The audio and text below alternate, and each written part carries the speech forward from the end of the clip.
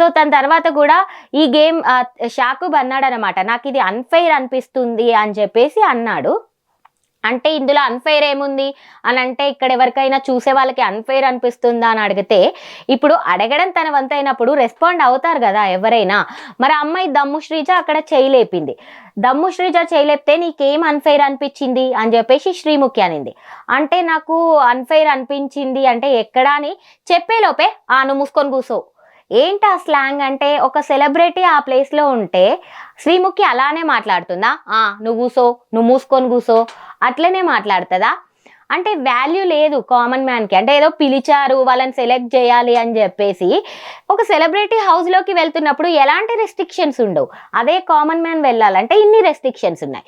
Okay, restrictions ఉన్నా పర్లేదు, వాళ్ళు వాటిని దాటుకొని వెళ్తున్నారు లోపలికి. అలాంటప్పుడు వాళ్ళకి మినిమం రెస్పెక్ట్ అనేది దొరకాలి కదా. వాళ్ళు ఎంతో కృషి చేస్తేనే, ఎంతో ఇంట్రెస్ట్తోనే వాళ్ళు ఆల్రెడీ ఆ వీడియోస్ పంపించారు. అందులో వాళ్ళు ఎంతమందిలో వాళ్ళకి టాలెంట్ ఉంది కాబట్టి వాళ్ళు సెలెక్ట్ అయ్యారు. మరి వాళ్ళకి మీరు రెస్పెక్ట్ ఇవ్వాలి కదా.